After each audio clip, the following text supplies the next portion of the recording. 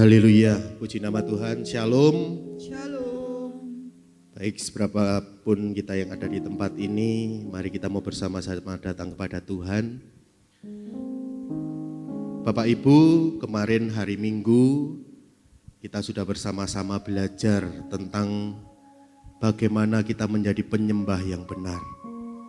Seorang penyembah yang benar itu dapat dikatakan dia menyembah di dalam roh dan kebenaran ketika dirinya bisa memberikan yang terbaik untuk Tuhan.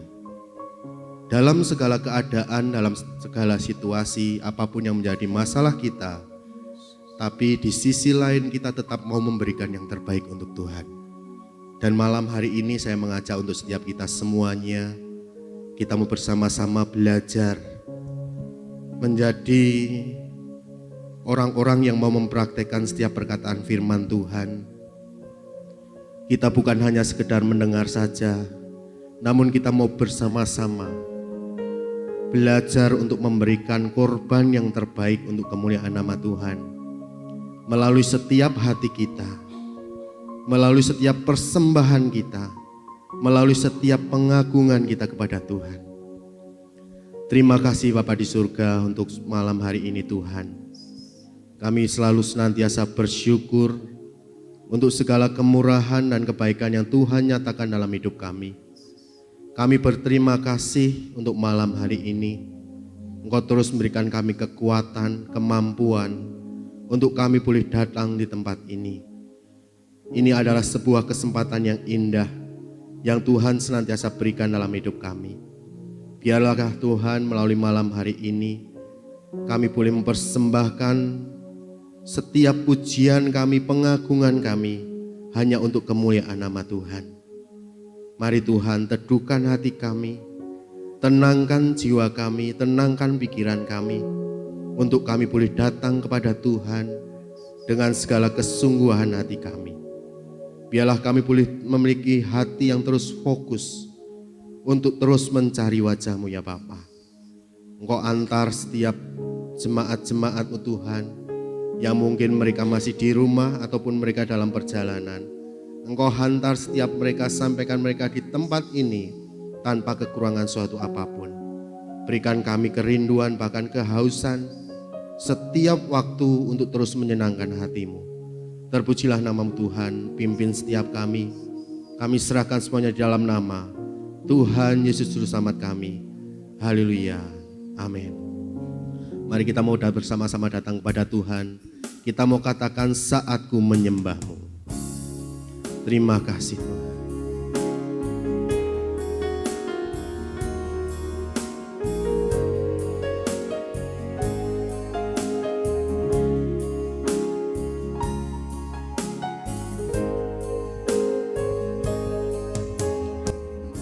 Saatku menyembah-Mu, Roh-Mu bekerja, saatku memuji-Mu, saatku memuji-Mu.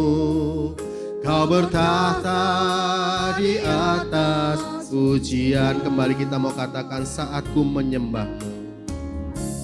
Saatku menyembah-Mu, Roh-Mu bekerja,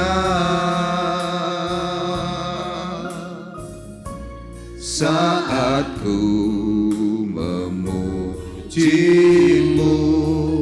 Kau bertahta di atas pujian, ku angkat hatiku, ku pandang kekudusan-Mu. Saat ku sembah,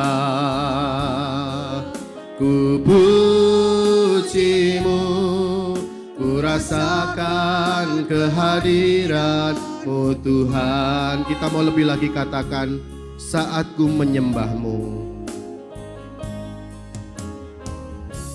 Saat ku menyembah-Mu,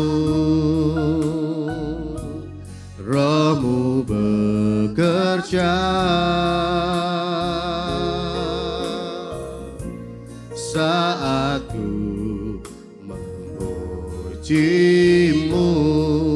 Kau bertahta di atas, pujianku angkat hatiku,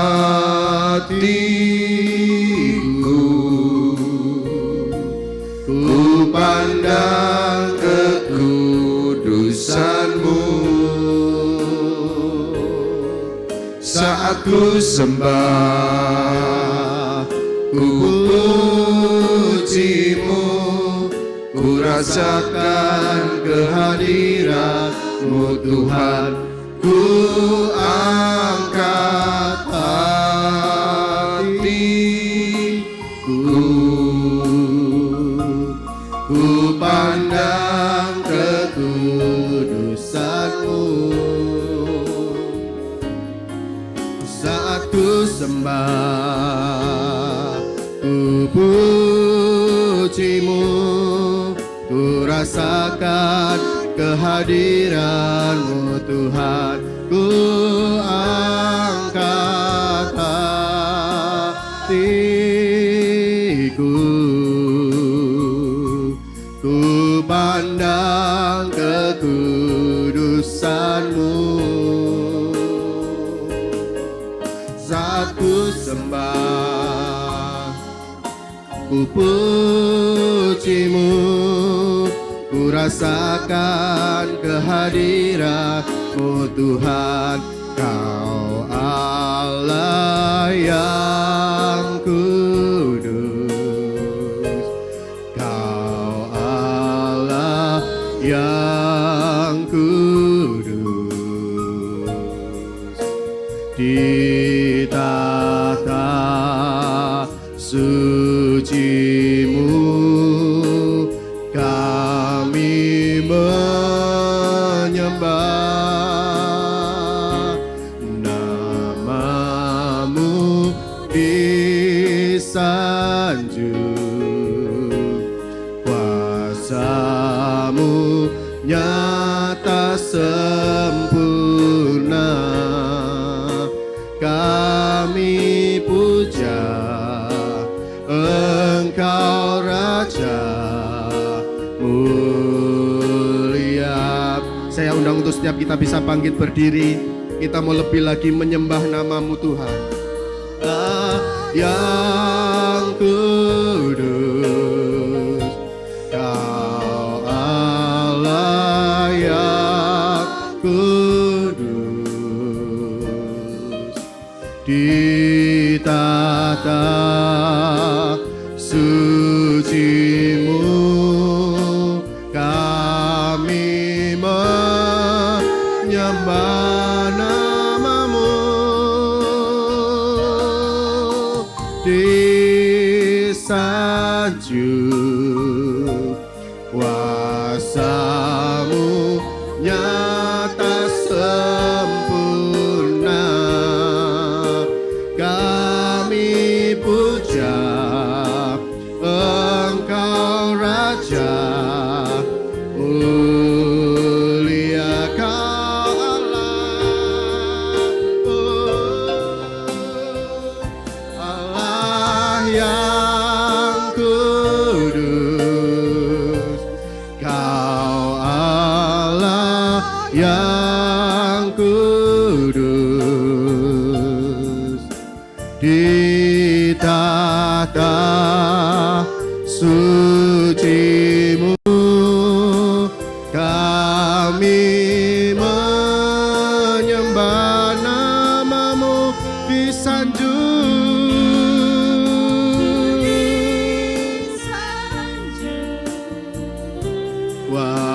kuasa-Mu nyata sempurna.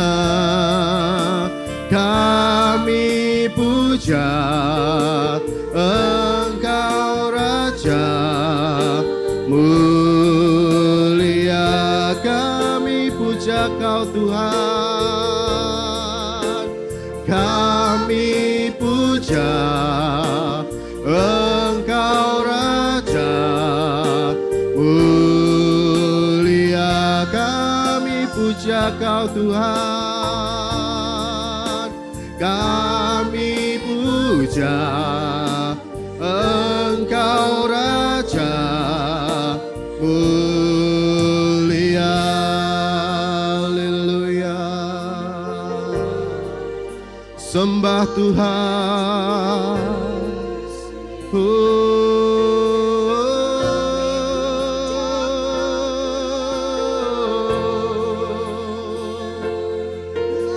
Haleluya. Terima kasih Yesus.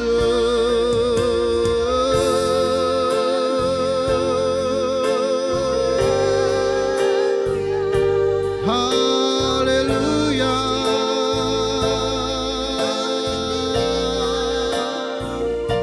Kami mau sembah nama-Mu.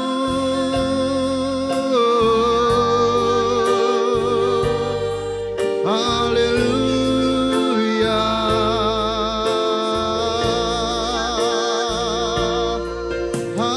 Haleluya.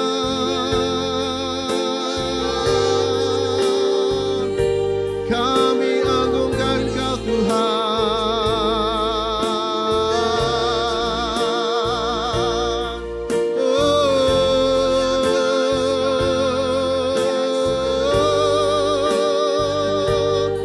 Ya Rama ya se.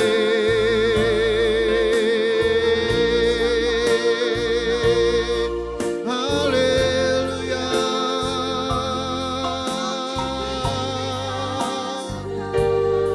Kami menyembah-Mu Tuhan,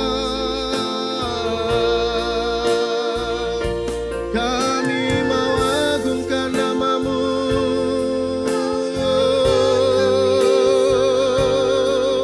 Ya Rama ya se.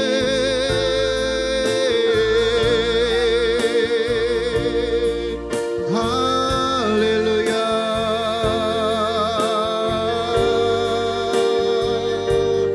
Mengalir kuasa-Mu Tuhan.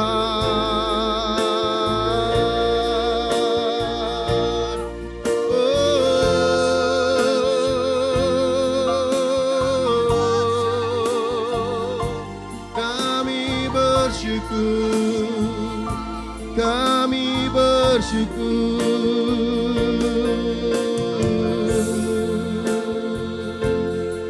Haleluya. Haleluya. Kami bersyukur padamu.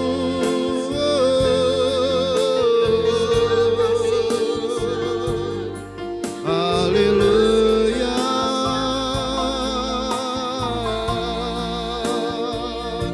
Syarana masih.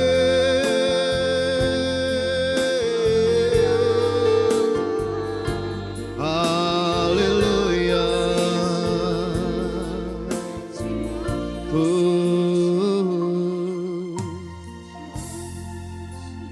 Biarlah saat malam hari ini Tuhan, kami boleh bersama-sama meninggikan nama Tuhan. Biarlah kami boleh terus menantikan hadirat-Mu Tuhan turun atas setiap kami. Terima kasih Tuhan, terima kasih. Bapak Ibu dipersilakan untuk duduk. Kita akan lebih lagi datang kepada Tuhan. Ada satu pujian yang luar biasa, mengingatkan bahwa kesetiaan Tuhan itu selalu ada dalam setiap kehidupan kita. Tak pernah terhitung setiap pertolongan Tuhan dalam hidup kita. Kita percaya kesetiaan Tuhan tiada terukur dalam setiap kehidupan kita. Mari kita mau bersama-sama siapkan hati kita lebih lagi. Kita mau pujikan pujian ini untuk kemuliaan nama Tuhan. Terima kasih. Terima kasih.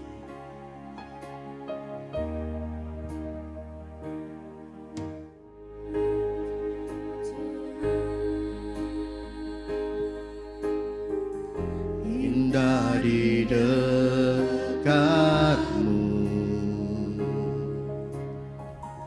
hingga di kemurahan.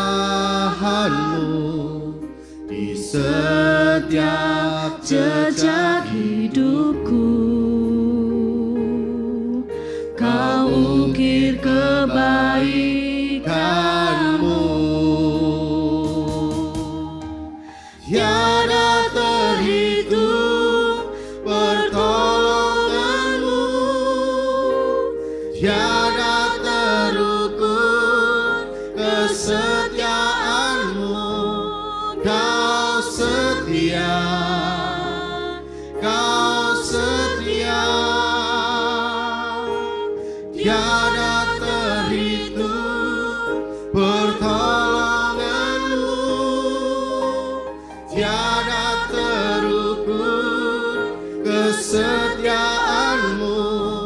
Kau setia, kau setia dalam hidupku.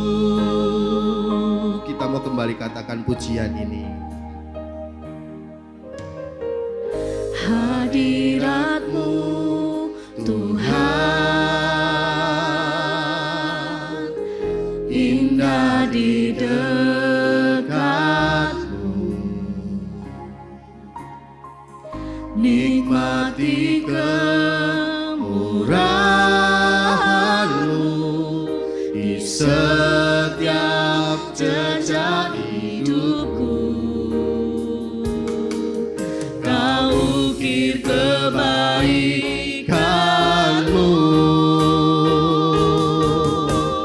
tiada terhitung pertolonganmu,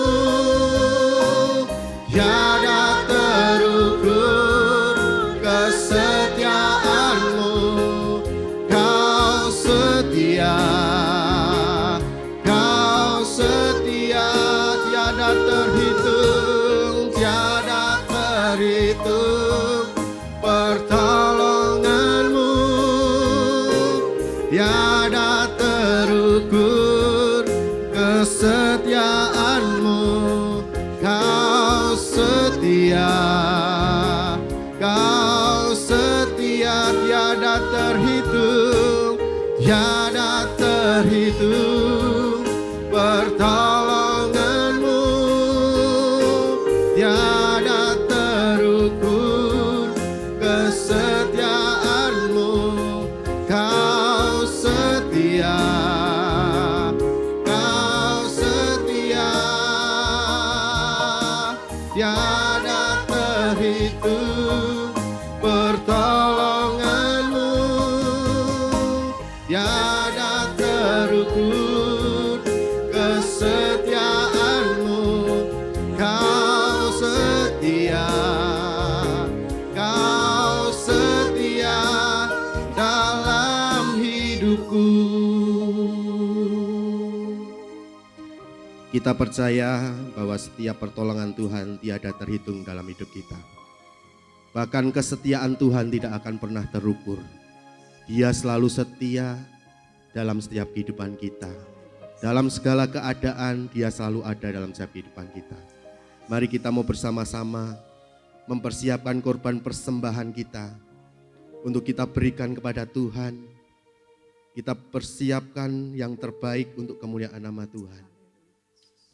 Nanti silakan dengan kasih Kristus Ibu Ida akan berdoa untuk persembahan yang akan dijalankan.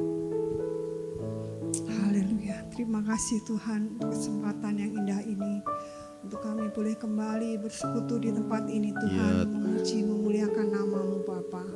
Terima kasih Tuhan, biarlah setiap pujian kami Tuhan menjadi dupa yang harum di hadapan-Mu Bapa. Sebentar Tuhan, tiba saatnya kami akan mempersembahkan sedikit apa yang ada pada kami Tuhan. Biarlah persembahan kami ini Engkau kuduskan, sucikan, menjadikan alat kelebaran kerajaan-Mu di tempat ini. Tuhan kiranya juga memberkati imamat-Mu yang akan menjalankannya Tuhan. Engkau memberkati imamat-Mu ini dengan berkat yang limpah yang daripada Engkau Tuhan. Terima kasih Tuhan, hamba mengucap syukur dan berdoanya di dalam nama Tuhan kami Yesus Kristus. Haleluya. Amin. Sambil persembahan dijalankan, kita akan angkat pujian dengan apa aku membalas kasih.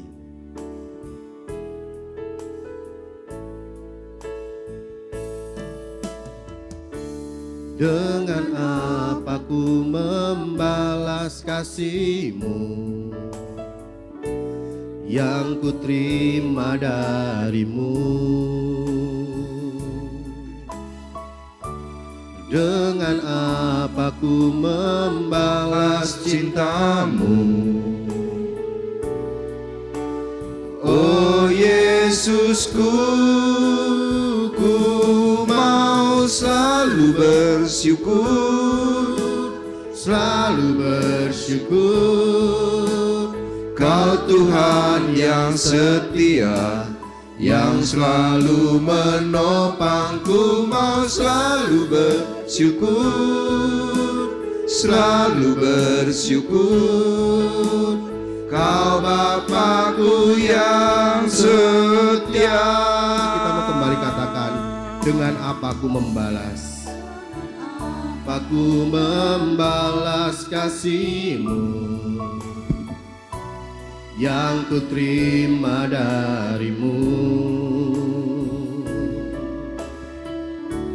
Dengan apa ku membalas cinta-Mu? Oh Yesusku, ku mau selalu bersyukur, selalu bersyukur. Kau Tuhan yang setia, yang selalu menopangku, mau selalu bersyukur, selalu bersyukur. Kau Bapakku yang setia, Ku mau selalu bersyukur, selalu bersyukur. Kau Tuhan yang setia, yang selalu menopangku, mau selalu bersyukur, selalu bersyukur. Kau Bapakku yang setia. Terpujilah nama Tuhan. Terima kasih untuk setiap persembahan yang sudah diberikan. Tuhan Yesus memberkati. Mari kita mau bersama-sama kembali datang kepada Tuhan. Kita mau siapkan hati kita lebih lagi untuk kita mendengar suara kebenaran firman Tuhan. Kita percaya dalam setiap keadaan, dalam segala hal, kita punya Bapa yang sangat baik. Kita punya Bapa yang selalu diperlukan dalam setiap kehidupan kita. Karena tak pernah berakhir kasih setia Tuhan dalam setiap kehidupan kita. Terima kasih Tuhan. Siapkan hati kami Tuhan, untuk kami boleh mendengar suara firman-Mu. Terima kasih Tuhan.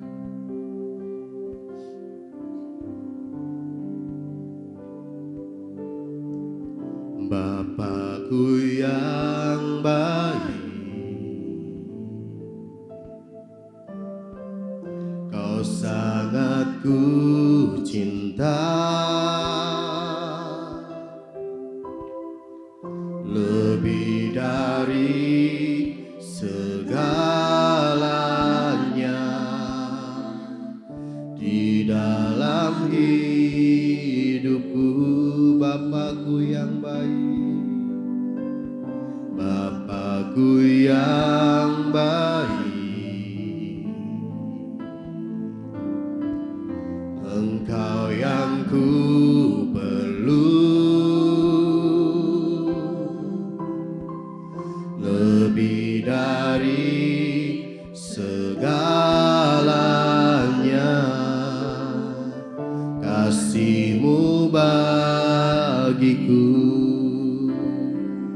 tak pernah berakhir, kasih setia-Mu selalu nyata dalam hidupku, tak pernah berhenti berharap padamu. Yesusku, Kau segalanya.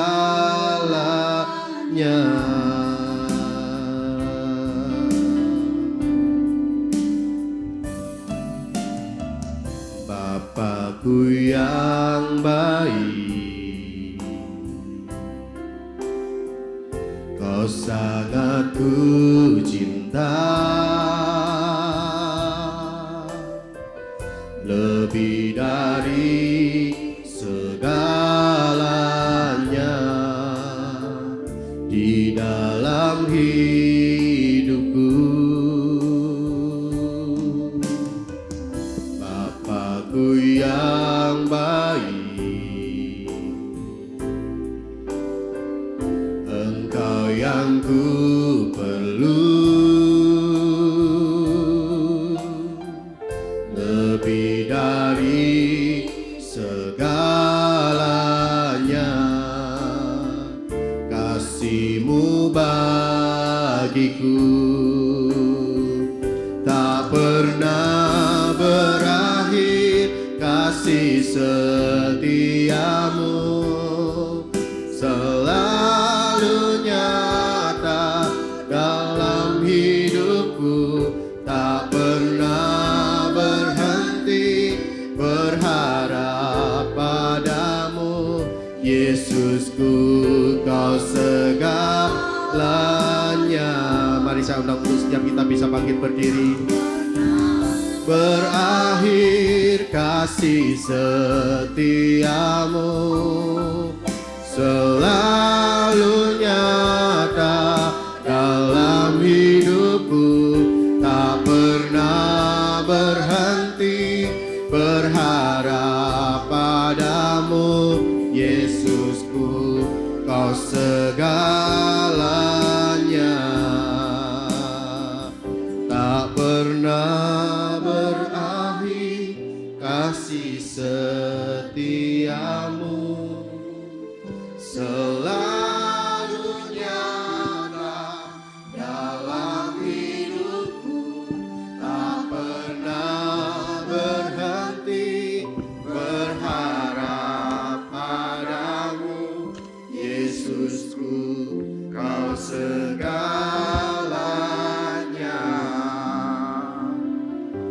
tak pernah berakhir kasih Setiamu selalu nyata dalam hidupku, tak pernah berhenti berharap padamu.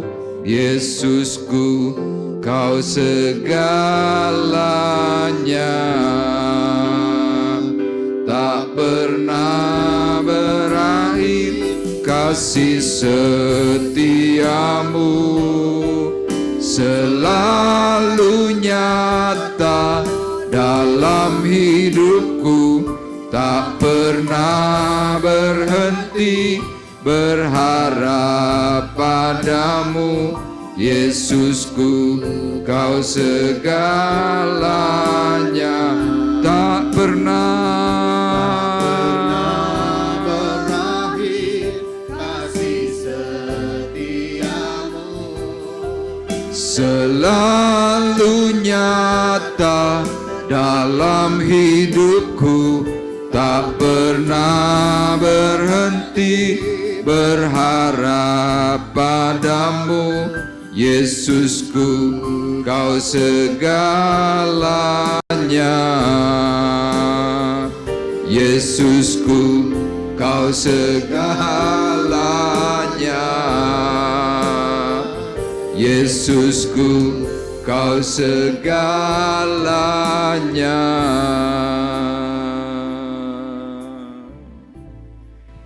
Terima kasih Bapa di surga untuk segala kebaikan, kemurahan, bahkan berkat kasih yang terus melimpah dalam diri kami. Kami bersyukur senantiasa karena pemeliharaan kasih Tuhan itu nyata dari hari ke hari. Pemeliharaan Tuhan itu ajaib. Bahkan Tuhan terus memberikan kepada kami arahan. Arahan kebenaran yang sesuai dengan apa yang Tuhan ajarkan. Seperti halnya sore hari ini Tuhan, kembali kami dihimpunkan untuk sebentar kami mendengar sabda-Mu. Dan kami ingin Tuhan, perkataan yang daripada Tuhan itu menembus dinding hati kami, menembus hati dan pikiran kami, sehingga saat kami nanti pulang, Tuhan, kami sungguh berbeda dengan saat kami datang. Berbicaralah secara khusus dari hati ke hati untuk kami semuanya. Berkati kami dengan Roh Kudus-Mu, untuk kami boleh mengerti dan memahami setiap berkat-berkatan firman yang akan kami terima. Terima kasih Bapa di surga, pertolongan dari tempat yang maha tinggi, sekarang menaungi kami semuanya. Dan kami siap menerima firman-Mu dengan ucapan syukur. Di dalam nama Tuhan Yesus Kristus kami berdoa. Dan kita semua yang siap diberkati oleh Tuhan bersama-sama berkata amin. Puji Tuhan, dipersilahkan duduk. Shalom. Shalom. Haleluya. Ya Bapak Ibu, hari Minggu kemarin kita sudah belajar menjadi penyembah yang benar. Ya seperti saya sampaikan bahwa menjadi seorang penyembah yang benar tidak harus itu adalah berpakaian rapi.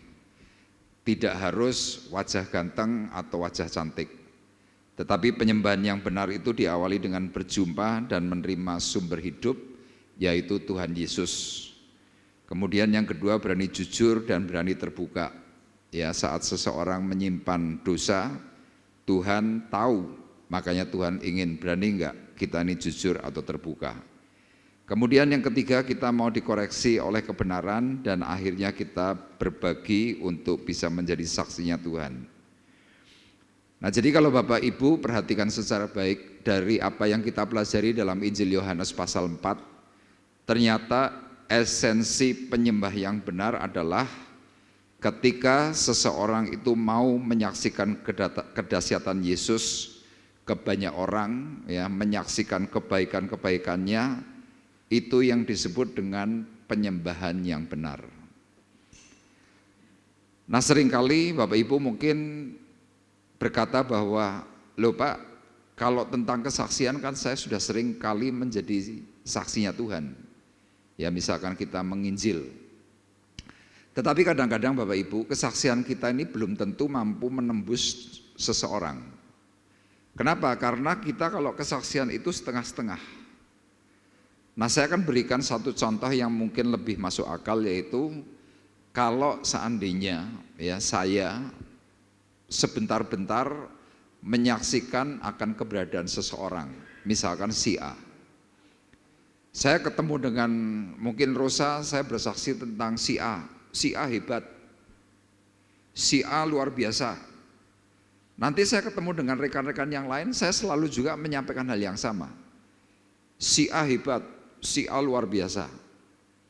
Nah nanti lama-lama orang yang ketemu dengan saya, orang itu nanti akan berkata, orang kok senangnya ngagung-ngagungkan.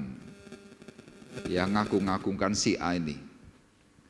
Nah inilah yang dimaksud dengan pengagungan. Makanya kalau kita ini bisa menyaksikan keberadaan Tuhan Yesus, kita selalu saksikan, kita mengagung-agungkan, orang pada akhirnya tahu, oh ini adalah penyembah yang benar. Nah Tuhan itu sangat menginginkan hal-hal yang seperti ini. Nah sesudah kita menjadi seorang pengagung Tuhan atau sebagai seorang penyembah, pada umumnya perjalanan waktu itu nanti akan dilihat oleh Tuhan, kita ini sebenarnya menjadi penyembah itu kokoh atau tidak. Nah banyak dari kita Bapak Ibu di titik tertentu kita ini gagal. Kenapa gagal? Biasanya bosan. Ya hari-hari ini saya perhatikan secara khusus ini full time, ya tapi bukan di tempat ini. Banyak sekali full time itu hari ini tuh mandek, artinya stagnan. Ya tidak bergerak. Kenapa? Karena tugas-tugas yang diberikan oleh gereja itu akhirnya menjadi sebuah rutinitas. Nah saya banyak perhatikan ternyata dari mereka tuh banyak sekali yang pada akhirnya tidak lagi memuji atau menyembah atau mengabarkan Injil. Nah orang kalau sampai yang namanya kehilangan gairah, berarti kita sudah mulai masuk dalam titik yang bahaya. Makanya Bapak Ibu bisa lihat, orang kalau bergerak dalam bidang rohani, ya lama-lama itu meleret. Ini saya perhatikan di mana-mana.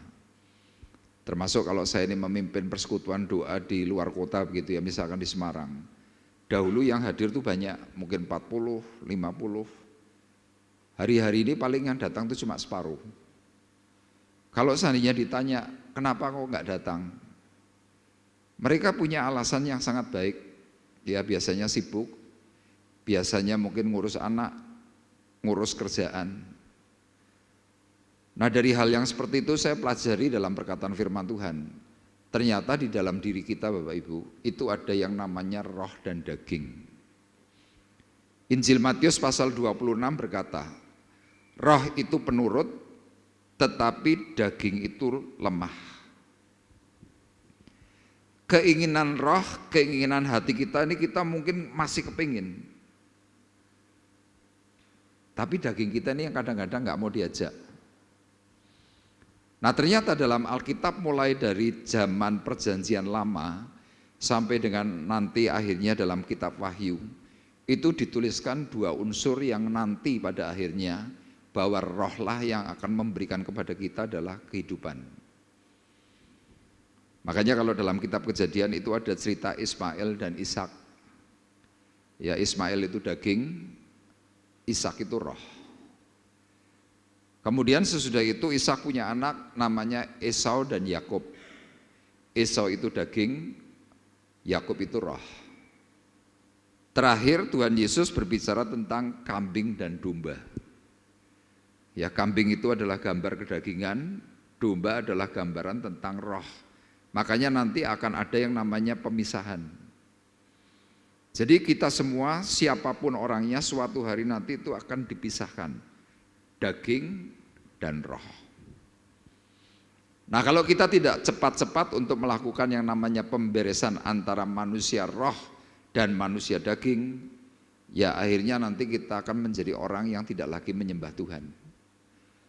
Ya, hari ini kalau Bapak Ibu lihat perkembangan di Eropa, lihat perkembangan di kota-kota besar seperti di Amerika, untuk mencari gereja dan mencari orang yang memuji Tuhan itu sudah amat sangat sulit. Ya, makanya sore hari ini melanjutkan menjadi penyembah yang benar, saya memberikan tema mengusir manusia lama. Ya, saya sengaja memberikan gambar, itu adalah Adam dan Hawa yang terusir dari Taman Eden. Ya, kenapa? Karena terjatuh dalam dosa. Kemudian Yesus sedang melakukan doa pelepasan, sehingga orang ini mengalami kelepasan, roh jahatnya itu terhempas.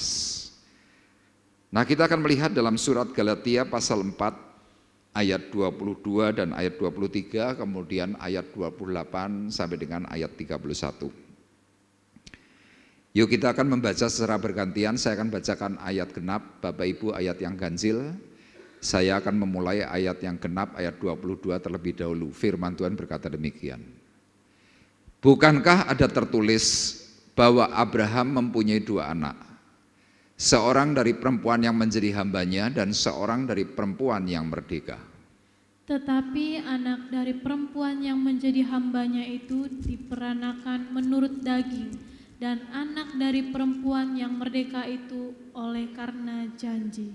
Dan kamu saudara-saudara, kamu sama seperti Ishak adalah anak-anak janji. Ayat 28. Tetapi seperti dahulu, dia yang diperanakan menurut daging, menganiaya yang diperanakan menurut roh, demikian juga sekarang ini.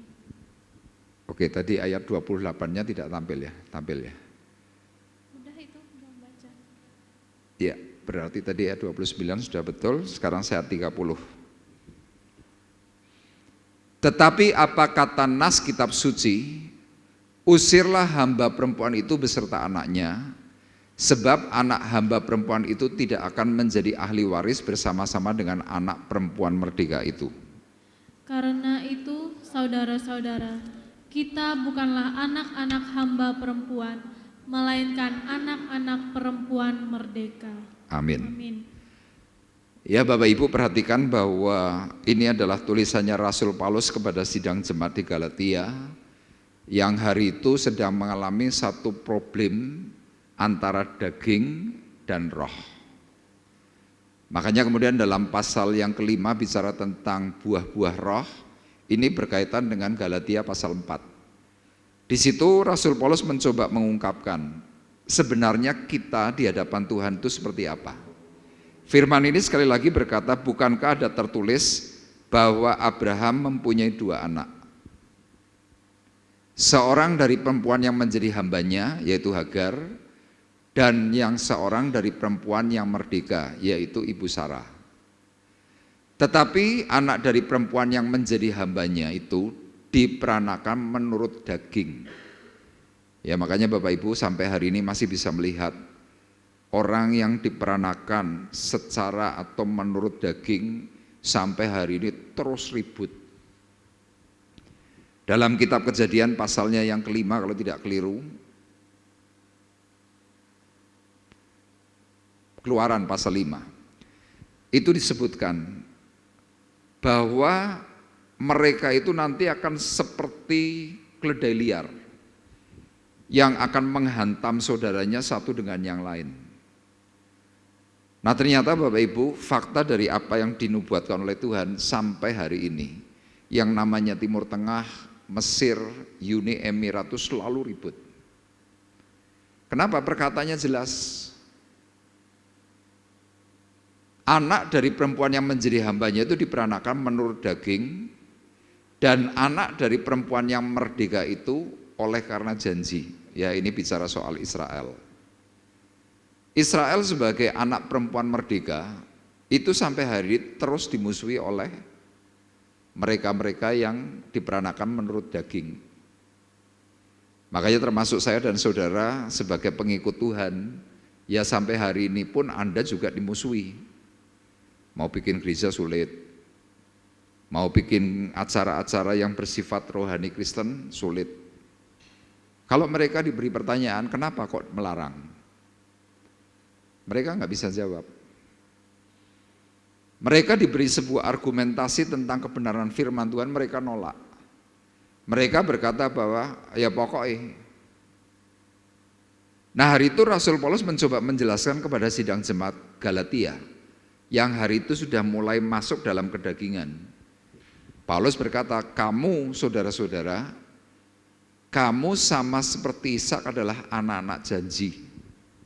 Jadi artinya apa? Tuhan kepingin sekali meskipun kita ini unsurnya adalah roh dan daging, jangan sampai kedagingan kita tuh yang mendominasi. Kenapa nggak boleh kedagingan kita yang mendominasi? Karena kalau seandainya kedagingan kita yang mendominasi, maka akhirnya yang bersifat roh itu nanti akan mati. Ya, sekarang ayat 29. Nah ini. Tetapi seperti dahulu, ya ini cerita tentang Ismail dengan Ishak di dalam kitab Kejadian pasal yang ke-10 atau 11. Itu disebutkan bahwa Ismail menganiaya Ishak. Ya, dalam bahasa Indonesia mengatakan menggoda Ishak. Tetapi ternyata kalau dalam bahasa Inggris itu mengejek, mocking, ya. Tetapi seperti dahulu dia yang diperanakan menurut daging, yaitu Ismail, menganiaya yang diperanakan menurut roh. Jadi gambarannya begini Bapak Ibu, kita sebagai manusia daging, tapi juga sekaligus manusia roh batiniah, kadang-kadang kita ini sudah memberikan rasa aku ingin mengampuni, kepingin. Tapi tiba-tiba ketika kita mungkin mau sedang memberikan pengampunan, pikiran sama daging kita ini berontak. Akibatnya apa? Batal. Yaitu contoh salah satu. Kemudian yang lainnya lagi misalkan contoh, orang berzina. Tidak ada orang yang merancangkan bahwa aku pengen zina, itu enggak ada. Nah, keinginan untuk stop zina itu sudah ada. Tapi daging itu merongrong. Dengan apa? Dengan segala hawa nafsunya. Nah, firman Tuhan memberikan catatan peristiwa yang demikian itu terjadi sampai sekarang ini. Makanya lihat dalam diri kita ini terjadi yang namanya ajang peperangan. Ya, kita ini rasa-rasanya kepinginnya menjadi manusia rohani, yang muncul adalah manusia daging. Ya, dengan kemarahan, dengan kejengkelan, dengan benci, dengan macam-macam. Tapi kalau kita kembali telisik, apakah roh kita, hati kita itu mau seperti itu? Jawabannya kan enggak. Nah, untuk itu dalam ayat 30 Rasul Paulus mengutip dari peristiwa Kejadian pasal 10 tadi. Tetapi apa kata nas kitab suci? Usirlah hamba perempuan itu beserta anaknya. Ya, kemudian dalam peristiwa itu selanjutnya 2 orang ini diusir, Hagar dan Ismail. Sebab anak hamba perempuan itu tidak akan menjadi ahli waris bersama-sama dengan anak perempuan merdeka itu. Nah, ayat yang saya tuliskan putih itu memberikan sebuah gambaran bahwa nanti daging kita itu ketinggalan, roh kita ini yang masuk ke dalam surga, atau roh kita ini masuk ke dalam siksaan akhir, neraka. Ya, makanya firman Tuhan ini berkata sebab anak hamba perempuan itu yaitu daging tidak akan menjadi ahli waris bersama-sama dengan anak perempuan merdeka itu. Karena itu saudara-saudara, kita bukanlah anak-anak hamba perempuan, melainkan anak-anak perempuan merdeka. Jadi saya mengutip judul mengusir manusia lama ini dari ayat 30. Usirlah hamba perempuan itu beserta anaknya. Kenapa demikian? Karena kalau kita enggak usir kedagingan kita, ya kita bermasalah. Permasalahan kita akan terus sampai selama-lamanya, sampai kita bisa memberikan sebuah keputusan, ini harus aku usir. Nah, sekarang kita akan melihat dan eksposisi dari Efesus pasal 4, yang pertama dari ayat 21 dan ayat 23 sampai 23. Ya, firman Tuhan berkata demikian. Karena kamu telah mendengar tentang Dia dan menerima pengajaran di dalam Dia menurut kebenaran yang nyata dalam Yesus, yaitu bahwa kamu berhubung dengan kehidupan kamu yang dahulu harus menanggalkan manusia lama yang menemui kebinasaannya oleh nafsunya yang menyesatkan, supaya kamu dibaharui di dalam roh dan pikiranmu. Ya, jadi 2 hal ini, di dalam roh dan juga pikiran. Pikiran ini mewakili daging. Ya, firman Tuhan berkata, Rasul Paulus berkata kepada jemaat Galatia dan juga jemaat Efesus, dia berkata apa? Harus menanggalkan manusia lama. Yang artinya apa? Ya kita harus ngusir. Kadang-kadang kalau kita suruh ngusir manusia lama kita ini kan kita pasti tanya, Pak, caranya gimana ini? Saya nggak ngerti. Nah, cara yang pertama Bapak Ibu, kita harus mau mengevaluasi diri. Ya, termasuk saya ini masih punya banyak kelemahan. Saya berani berkata jujur kepada Bapak Ibu, kelemahan saya adalah hati. Ya, makanya problem yang selalu saya alami itu pasti masalah hati. Ya, berbicara tentang apa? Bermacam-macam. Kenapa? Tuhan masih nguji hati saya ini masih gampang terusik atau enggak. Ya, kemarin dalam doa puasa di Salatiga selama 3 hari, Selasa, Rabu, Kamis. Di situ kita kumpul dengan hamba-hamba Tuhan yang lebih senior dari saya. Nah, beberapa hamba Tuhan ini menceritakan problem dirinya adalah salah satunya adalah sensitivitas yang super tinggi. Ya, Pak Bekti itu sampai istilahnya menyampaikan, kalau dulu saya tidak bersabar ngadepi si A, mungkin orang itu sudah saya pecat. Nah, hamba Tuhan ini mungkin ikut Pak Bekti mulai dari tahun berapa ya? 80-an. Jadi kalau dihitung sampai hari ini mungkin dia pelayanan sudah hampir 40 atau 45 tahun. Nah, banyak dari kita Bapak Ibu masih mempunyai yang namanya manusia lama. Jadi kalau kita mau bersama-sama jujur, kita cek manusia lama kita itu apa saja. Ya, nanti kita akan tahu. Nah, selama manusia lama itu tidak ditanggalkan, pada akhirnya nanti kita akan menemui yang dikatakan oleh Rasul Paulus, menemui kebinasaan. Kenapa? Kita masih terbawa dengan yang namanya nafsu. Ya, misalkan contoh, Anda disakiti, Anda ingin membalas. Itu kan nafsu yang menyesatkan. Anda punya problem-problem ya yang katakanlah mungkin pernah menjadi sebuah trauma dalam dirimu. hari ini engkau akan menjadi orang yang pasti defense, bertahan dengan apa yang pernah engkau alami dan itu melukai dirimu. Makanya lihat, kadang-kadang kita ketemu dengan orang yang reaktif.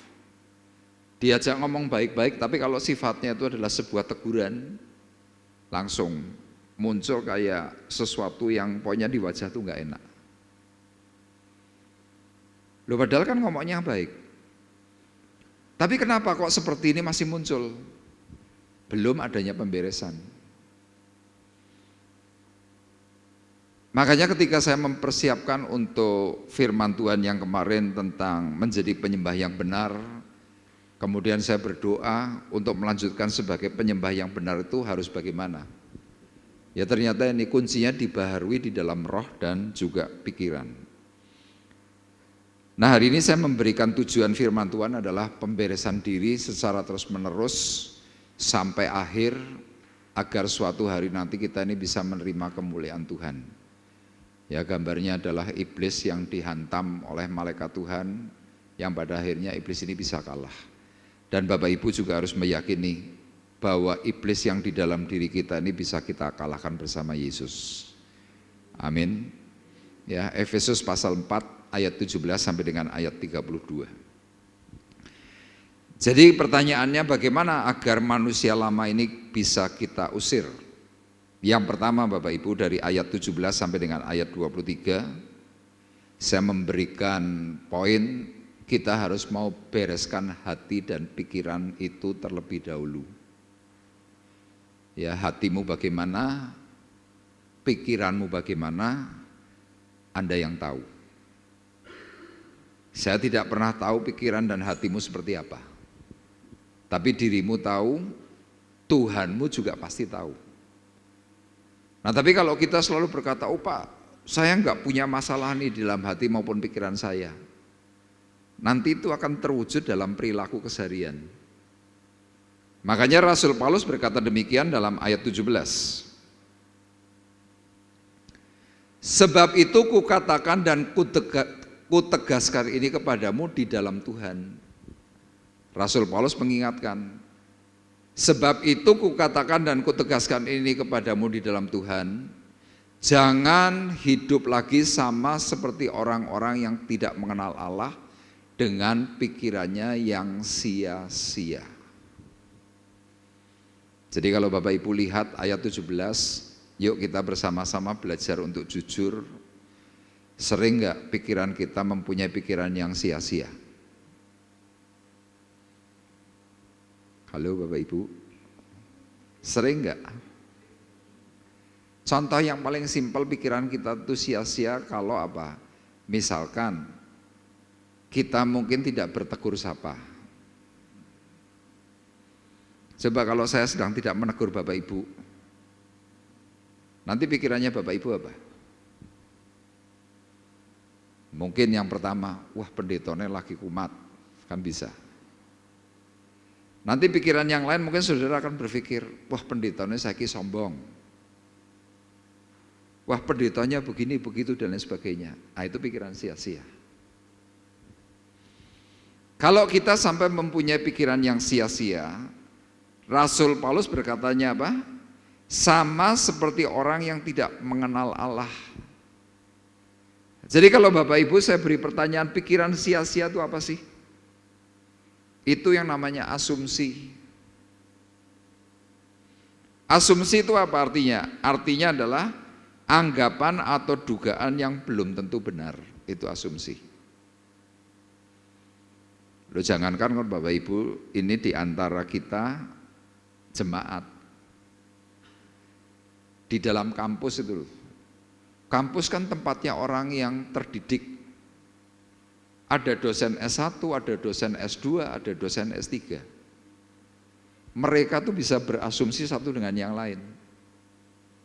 Sampai akhirnya muncullah statement dari seorang dosen, dan dosen ini berkata, mulai hari ini di tempat ini tidak ada asumsi, dan itu ditulis.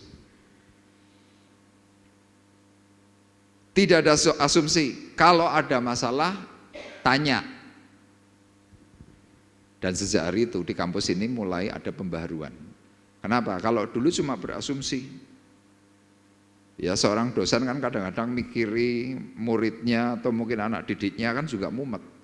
Kadang-kadang mungkin datang ke kelas atau mungkin datang ke kantor, belum menyapa si A, si B, si C, langsung mojok di ruangannya atau di mejanya, kemudian mulai duduk dengan mikir, tiba-tiba muncul yang namanya gosip.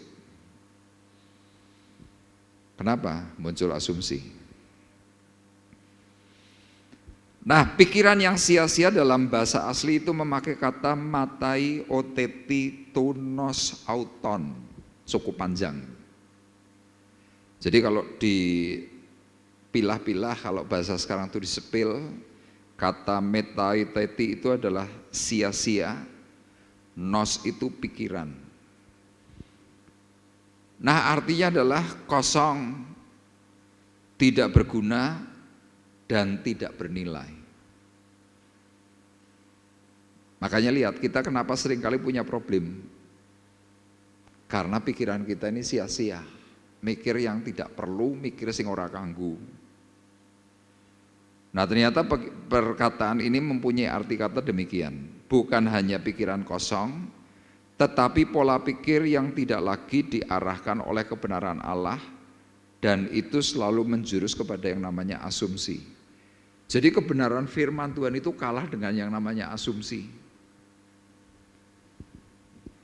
Saya pernah membaca sebuah artikel, suatu hari ada seorang pasien ditangani oleh seorang dokter bedah, dan dokter bedah ini ketika menangani, dia datang terlambat. Dan yang ditangani ini memang adalah pasien yang saat itu kondisinya cukup kritis. Nah, dokter bedah ini datang terlambat, tetapi pada akhirnya operasi itu berjalan berhasil. Begitu keluar dari ruangan operasi dengan kondisi yang masih sangat-sangat berat begitu, tiba-tiba keluarga pasien itu menghampiri si dokter bedah itu ngamuk, marah-marah, dimaki-maki hebat. Tapi si dokter bedah ini tidak menanggapi. Kemudian si dokter bedah ini pergi, bergegas. Nah, si pasien yang ngamuk-ngamuk ini kan masih nggak terima. Perawatnya pun diamuk. Nah, sewaktu diamuk, akhirnya perawat ini mencoba memberikan penjelasan. Pak, Bapak itu kenapa tidak tahu berterima kasih? Bukankah operasinya berhasil? Memang tadi ada keterlambatan, tetapi yang Bapak perlu ketahui, keterlambatan itu bukan karena dokternya ingin terlambat, tapi dokternya itu sedang ngurusi anaknya sedang mengalami kecelakaan dan hampir mati. Nah, orang yang sudah terlanjur pada asumsi gimana? Kaget, sesal kemudian tak berguna. Nah, Rasul Paulus hari itu menghadapi orang-orang yang seperti itu. Kenapa kita harus menanggalkan manusia lama?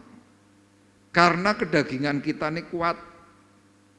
Rasul Paulus melihat sidang jemaat di Galatia itu kedagingannya kuat. Dia berkatanya jelas, ku katakan dan ku tegaskan ini kepadamu di dalam Tuhan.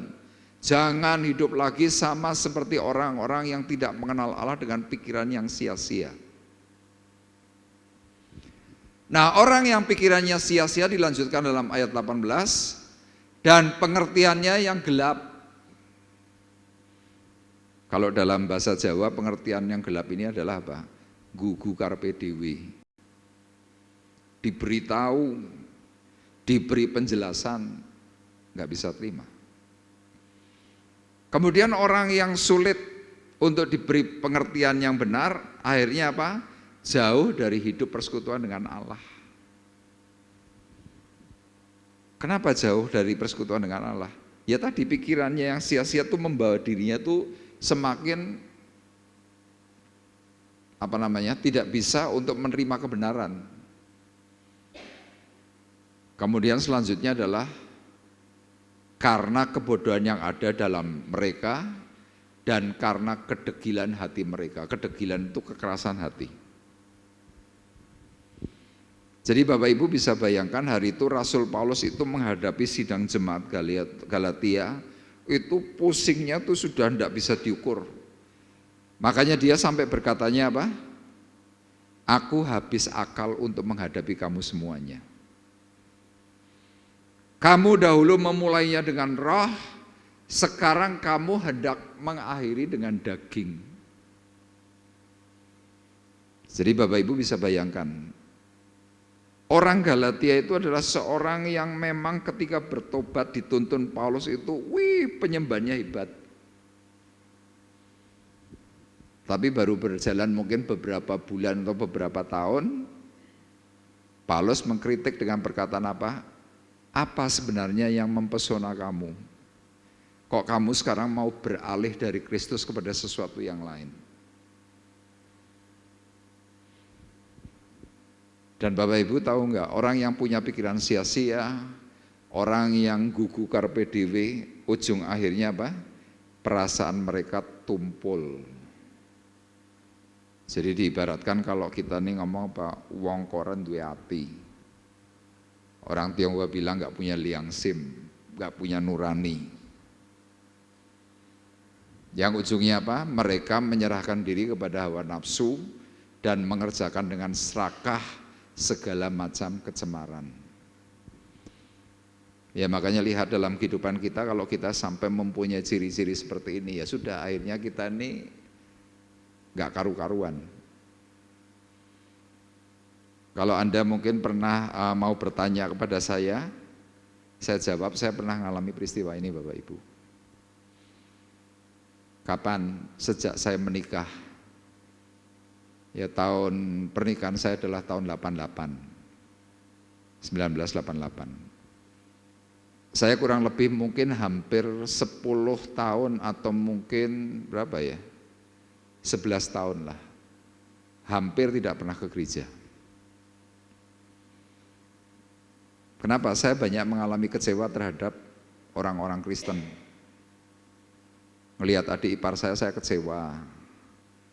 Melihat pendeta tidak memberikan contoh yang baik, saya kecewa. Sehingga saya hari itu punya sebuah pendapat, mendingan aku ora lunga gereja tapi ora membuat masalah di luar. Itu pengertian saya dulu.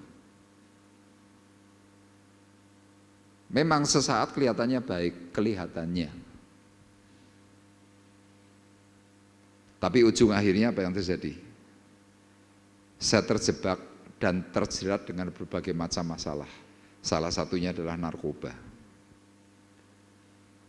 Kenapa? Ya tadi, gugu carpe diem, keras hati. Ini yang firman Tuhan katakan, kebodohan yang ada dalam diri mereka. Loh dulu tetangga-tetangga saya tuh ada yang namanya bukan komsel, zaman waktu itu bukan ponsel, tapi ya persekutuan doa. Saya didatangi sama tetangga, Pak Arif, ikut persekutuan yuk. Saya bilang enggak. Yang datang cuma istri saya. Dan orang ini ya enggak bosan-bosannya, tapi saya tetap juga enggak pernah mau datang. Kenapa ya? Ini tadi ayat 19, perasaan mereka telah tumpul. Makanya kita sebagai orang Kristen, sebagai anak-anak Tuhan, ya Bapak Ibu percaya tidak percaya, kita semuanya dituntut oleh masyarakat, dituntut oleh banyak orang, harus benar. Begitu enggak benar, ya seperti saya melihat, akhirnya berapa tahun saya tidak mau mengenal Tuhan.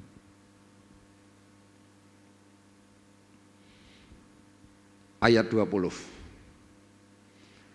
Tetapi kamu bukan demikian. Kamu telah belajar mengenal Kristus. Karena kamu telah mendengar tentang Dia dan menerima pengajaran di dalam Dia menurut kebenaran yang nyata dalam Yesus, yaitu bahwa kamu berhubung dengan kehidupan kamu yang dahulu harus menanggalkan manusia lama yang menemui kebinasannya oleh nafsunya yang menyesatkan. Jadi saya memberikan tulisan dalam poin 1 itu demikian Bapak Ibu. Tolong poin 1. Kunci pemberesan hati dan pikiran adalah terus mau datang kepada Yesus. Ya, ini yang tadi saya tuliskan di dalam ayatnya yang ke-21, 20 dan 21. Ya. Terus datang pada Yesus dengan belajar mengenal Kristus, menerima pengajaran, dan yang terakhir melihat teladan hidupnya. Ya, coba tampilkan kembali ayat yang ke-20 dan 21. Perkataannya seperti itu. Tetapi kamu bukan demikian, kamu telah belajar mengenal Kristus, karena kamu telah mendengar tentang Dia dan menerima pengajaran di dalam Dia menurut kebenaran yang nyata dalam Yesus. Jadi seorang yang bisa mengalami pembaruan hati dan juga pikiran itu yang pertama di sini Bapak Ibu, belajar mengenal Kristus. Kemudian apalagi? Jangan dikecilkan. Mendengar tentang Dia, menerima pengajaran, yang terakhir melihat teladan menurut kebenaran yang nyata dalam Yesus. Jadi kalau kita hari ini sebagai orang Kristen, kita tidak bisa memberikan teladan yang benar, teladan yang baik. Hari ini kita nanti akan berhadapan dengan orang-orang yang pasti undur secara rohani. Loh, kenapa undur? Kita mungkin akan bertanya, loh Pak, salah saya apa? Ya salahnya kamu jadi orang Kristen.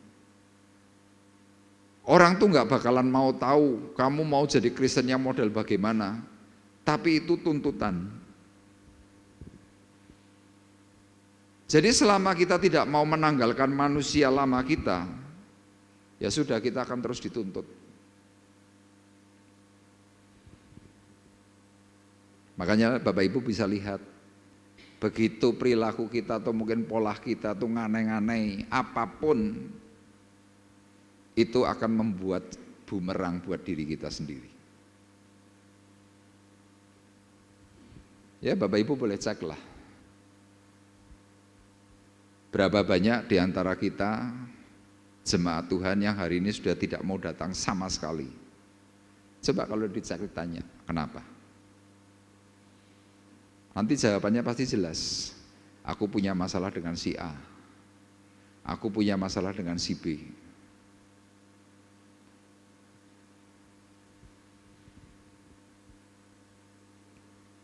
Loh, termasuk saya Bapak Ibu, saya ngomong jujur.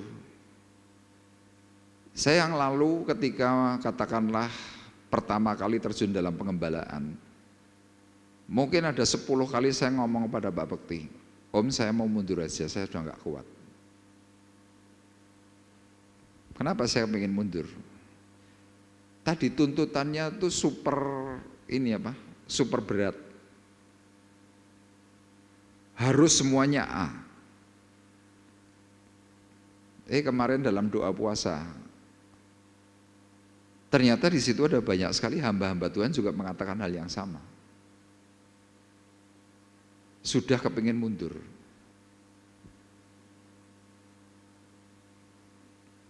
Dan satu hal yang sampai hari ini membuat saya itu akhirnya bertahan dan terus tetap kuat karena apa? Perkataan dari Pak Bekti tentang apa? Turutilah teladan Yesus. Ini loh ayat 21. Kamu telah mendengar tentang Dia dan menerima pengajaran di dalam Dia menurut kebenaran yang nyata dalam Yesus.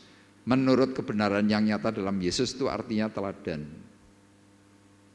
Penyampaiannya Pak Bekti itu simpel. Arif, kalau menurut kamu dengan Nabi Musa hebat mana?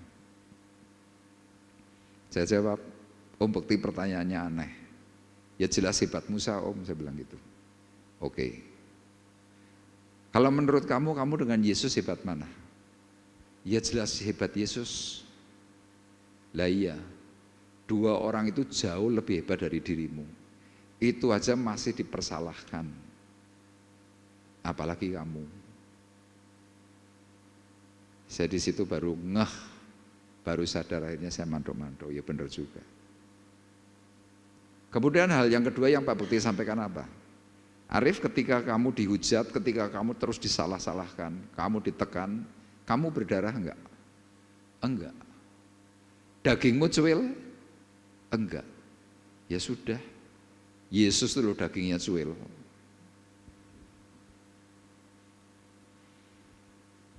Jadi Rasul Paulus berkata dalam ayat 21,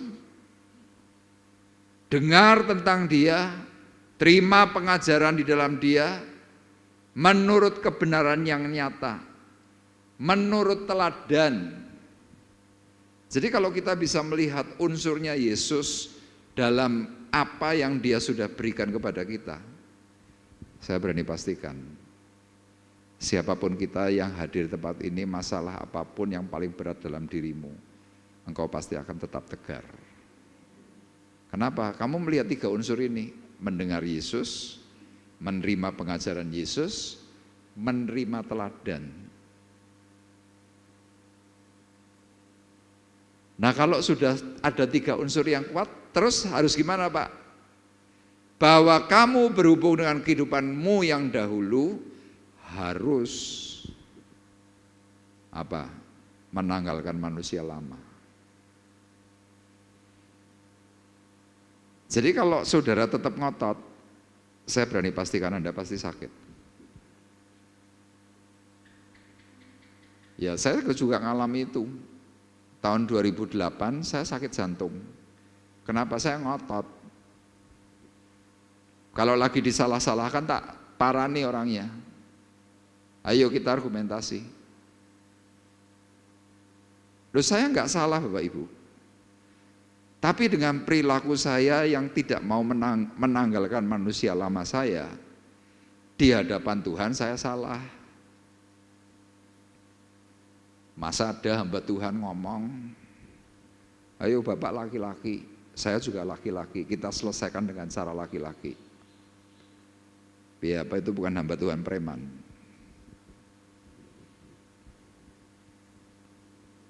Makanya kita semua yang hari-hari ini merasa, lu aku rasa salah, aku bener tapi aku disalah-salah ke. Ya itu latihan. Saudara ngotot dengan apa yang kau pertahankan bahwa engkau benar. Engkau tidak mau menanggalkan manusia lama. Engkau nanti akan berhadapannya dengan Tuhan, bukan dengan manusia. Saudara mungkin boleh komplain, loh Pak, si A itu kan salah, jelas-jelas salah, tapi kok dinengke. Itu urusannya Tuhan, bukan urusan kita. Tapi Bapak Ibu harus percaya, firman Tuhan berkata, berikanlah bara api di atas kepala orang. Sudah nanti Tuhan yang beracara, kita nggak perlu ngapa-ngapain. Nah disinilah baru muncul yang namanya ayat 23, supaya kamu dibaharui di dalam roh, di dalam hati, dan juga pikiranmu. Kalau hati dan pikiranmu itu seperti wanita Samaria itu benar, ya sudah engkau kuat, engkau pasti bisa bertahan. Tapi selama hati dan pikiranmu tidak diperbarui, engkau kena percikan sedikit pun pasti kamu akan meledak. Ya itu yang pertama. Kemudian bagaimana agar manusia lama kita ini bisa terusir? Yang kedua, kuncinya adalah jangan beri kesempatan pada iblis. Yuk kita baca bersama-sama, 2, 3. Jangan beri kesempatan pada iblis. Surat 1 Korintus, Rasul Paulus berkata, sebab kita tahu apa maksudnya. Bapak Ibu tahu maksud daripada iblis? Penghancuran.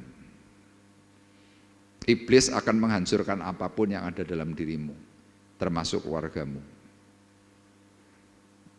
Perceraian itu ya seperti saya jelaskan, tipu dayanya iblis.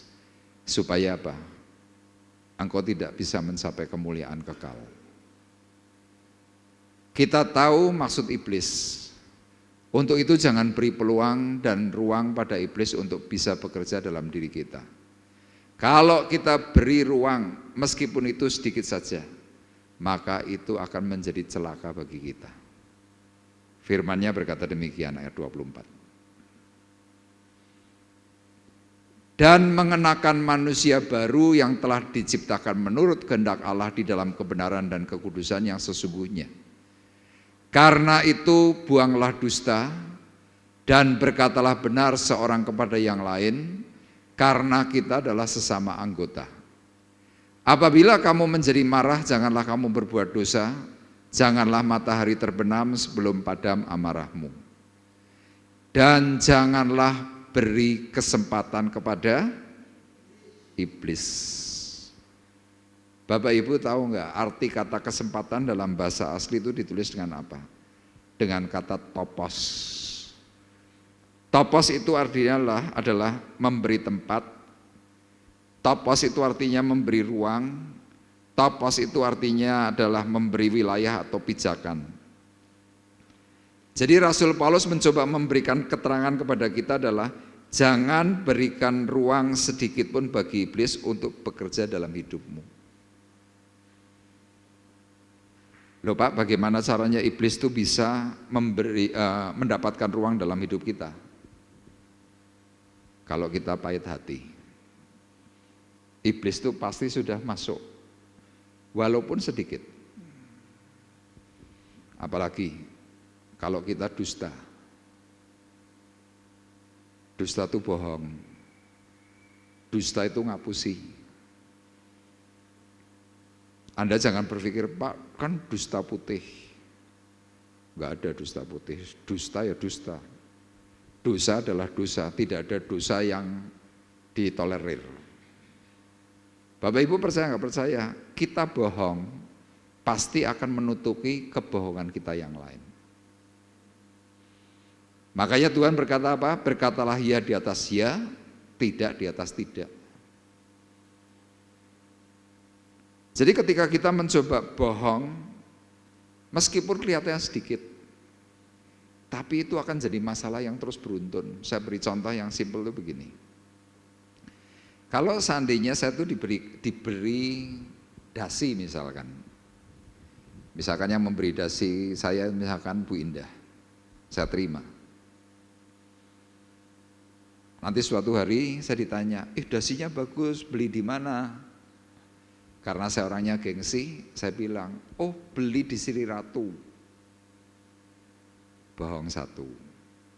Harganya berapa? 200.000. Bohong dua. Sri Ratu yang mana? Jadi kebohongan itu akan menjadi sebuah jerat buat kita. Terus apalagi kompromi. Sedikit kompromi dalam hidupmu itu akan menjerat dirimu. Iri hati itu juga akan menjadikan dirimu itu terjerat. Pornografi, ya kemarin saya sudah jelaskan, ini loh HP kita, mau nonton apa saja bisa. Dan yang terjadi, yang terakhir apa? Kemarahan. Kemarahan itu adalah satu tempat yang paling baik untuk iblis itu bisa masuk. Makanya kalau kita punya tanda-tanda yang seperti itu ya artinya kita sudah memberikan ruang kepada iblis. Saya membaca sebuah artikel yang sangat baik. Ya peristiwa ini meskipun sebuah ilustrasi tetapi itu diceritakan terjadinya itu di Inggris. Ya suatu hari ada seorang yang mencoba datang ke sebuah rumah yang tidak terlalu bagus tetapi rumah itu cukup luas. Kemudian orang ini kepingin untuk apa? Menyewa sebagian. Kemudian pemilik rumah berkata, saya tidak menyewakan. Loh Pak, berapapun harganya saya mau bayar. Ruangnya enggak usah terlalu besar. Saya hanya butuh satu ruang yang sangat kecil. Untuk apa? Saya mau pasang poster. Tapi si pemilik rumah berkata, saya enggak mau sewakan. Oke Pak, kalau Bapak nggak mau sewakan, saya minta izin. Boleh nggak? Saya cuma mau pasang paku. Pakunya nggak besar, ya paku ukuran mungkin 7, 8, 10 cm lah. Hanya untuk gantung sesuatu Pak. Orang yang punya rumah berpikir, ya kalau cuma paku tok kan nggak ada masalah. Oke, 1 ya, iya. Dinding rumah orang itu mulai dipaku di sisi yang bagian luar yang mungkin tidak cukup mengganggu, dipaku tuk tuk tuk. Dan kemudian sesudah itu ada paku, orang ini mulai nempel poster. Hari berikutnya bukan poster, benda-benda lain. Dan yang terakhir, paku ini untuk gantung apa? Daging. Tujuannya untuk apa? Dijual. Tapi ketika daging ini mulai tidak laku, digantungkan dengan demikian saja. Berhari-hari sampai akhirnya busuk. Ketika disamperi sama pemilik rumah, orang ini berkata, loh saya tidak merugikan Anda. Saya hanya nancapkan paku segini. Tapi sejak hari itu, orang ini punya masalah. Problemnya apa? Karena cuma sebuah paku. Sama hidup kita ini mungkin terpaku oleh sesuatu itu kan nggak terasa. Tapi lihat, meskipun kecil itu sudah membuat luka. Selama luka itu tidak segera dibereskan, Rasul Paulus mengingatkan janganlah beri kesempatan kepada iblis. Ayo kita bersama-sama jujur, siapa di antara kita di sini yang tidak pernah luka? Loh saya dulu sering banyak luka Bapak Ibu. Yang lalu saya pernah ceritakan tentang Novi. Umur kelas 5, kelas 6 SD sudah disiram jeli. Itu menjadi trauma yang sangat-sangat mengerikan sampai hari ini. Melihat jeli, melihat agar-agar dia mengkorok. Ada teman saya ngelihat durian mengkorok, ada. Ada teman saya ngelihat rambutan tuh disuguhkan rambutan gitu, ngamuk sampai mukuli orang, ada. Loh rambutan apa ini kan nggak ada masalah. Tapi orang itu traumanya minta ampun.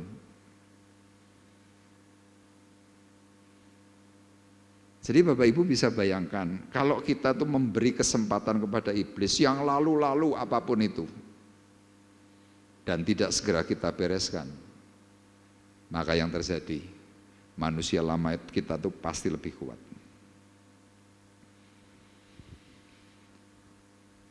Kemudian ayat 28 Rasul Paulus berkata, orang yang mencuri janganlah mencuri lagi, tetapi baiklah ia bekerja keras dan melakukan pekerjaan yang baik dengan tangannya sendiri, supaya ia dapat membagikan sesuatu kepada orang yang berkekurangan.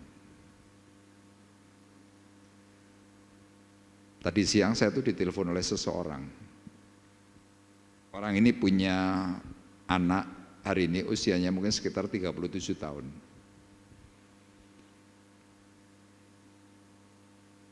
Orang ini awalnya minta doa kepada saya. Kemudian saya tanya, doanya ini masalah apa? Kemudian dia cerita, utang uang sejumlah ratusan juta. Saya tanya, lah kalau begitu dengan utang uang ratusan juta itu bunganya per bulan berapa? Kalau dalam asumsi saya, bunganya paling ya 3%, 5%, 7%. Orang ini jawab, bunganya 20%. Saya jawab, oh ya murah toh, berarti kan per bulan cuma 2%. Loh bukan per bulan Pak, bukan per bulan 2%, per bulan 20%. Waduh. Bapak Ibu bisa bayangkan, nek duitnya misal utangnya 500 juta, bunganya piro coba? 100 juta per bulan. Saya telusuri, ternyata anak yang utang ini hidupnya dulu tuh penuh dengan kecewa. Kenapa?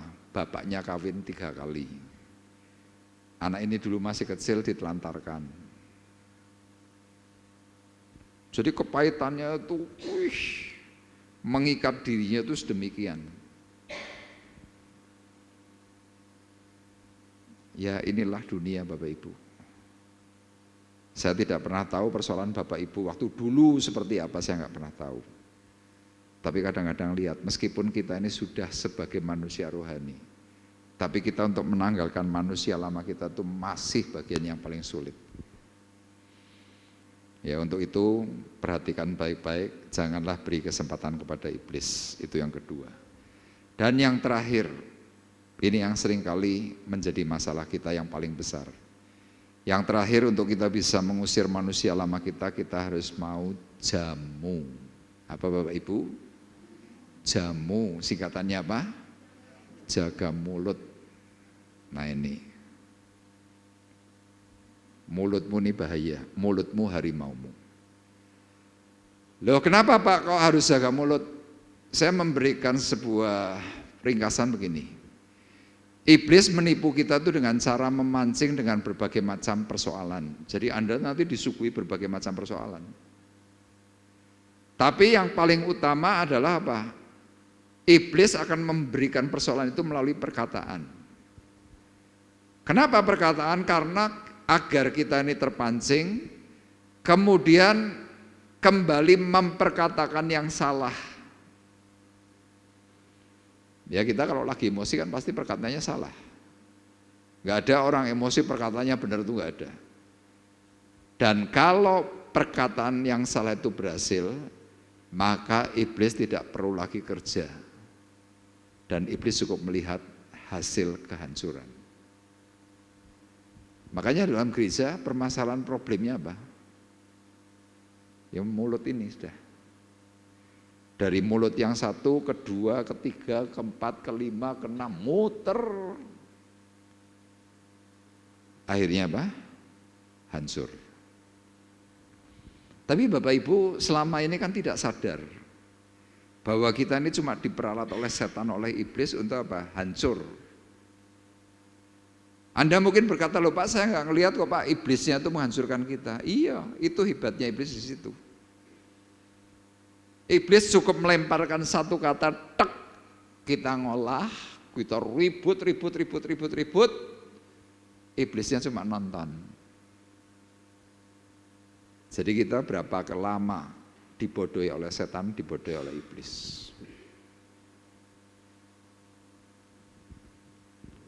Oh Pak, cuma di gereja kita, siapa bilang? Semua gereja itu mengalami peristiwa yang sama. Mau gereja yang terbesar manapun di Semarang itu yang sekarang sudah terpecah jadi 3 ya sama persoalannya. Di Surabaya itu yang gerejanya yang jumlah jemaatnya puluhan ribu ya sama juga. Gak tanggung-tanggung gegernya sama mertua sendiri. Saya kadang-kadang mikir ya, nah kalau geger sama mertua sendiri terus yang dikhotbahkan apa ya? Loh ini kan fakta. Dan Rasul Paulus berkata dalam Efesus 4 ayat 29 berkata demikian. Janganlah ada perkataan kotor keluar dari mulutmu. Tetapi pakailah perkataan yang baik untuk membangun di mana perlu. Supaya mereka yang mendengarnya beroleh kasih karunia. Dan janganlah kamu mendukakan Roh Kudus Allah yang telah memeteraikan kamu menjelang hari penyelamatan. Segala kepahitan, kegeraman, kemarahan, pertikaian, fitnah, hendaklah dibuang dari antaramu, demikian pula segala kejahatan. Tetapi hendaklah kamu ramah seorang terhadap yang lain, penuh kasih mesra dan saling mengampuni, sebagaimana Allah di dalam Kristus telah mengampuni kamu. Pak, gambarnya orang ramah kok malah lombok, abang, karo bibir merah, maksudnya gimana Pak? Ya karena kalau kita nggak ramah ya sudah itu seperti rasa cabai. Yang makan ya rasanya pedas, sing deloi juga podo pedes sih. Betul enggak? Coba kalau seandainya saya wajahnya terus bengkereng gitu, enggak mau senyum, ketemu saudara terus mendelik gitu, kehilangan rasa ramah. Terus gimana? Anda ngelihat saya yo nek, saya ngerasa awake dhewe yo nek juga. Bapak Ibu percaya enggak? Orang tidak ramah itu capek terhadap diri sendiri, percaya enggak? Percaya enggak? Loh, saya berani ngomong seperti ini, kenapa? Saya pernah hidup dalam lingkungan yang seperti itu. Orang itu tidak ramah sama sekali. Dan Anda boleh percaya tidak percaya, orang itu punya julukan apotek hidup. Lah kenapa? Penyakitnya macam-macam. Ono syaraf, usus 12 jari, mah, gula, lever, wes komplit. Saya pernah ngitung, minum obat itu mungkin zaman waktu itu sehari itu bisa habis 1 juta sehari. Tapi kalau diberitahu untuk suruh ramah nggak mau.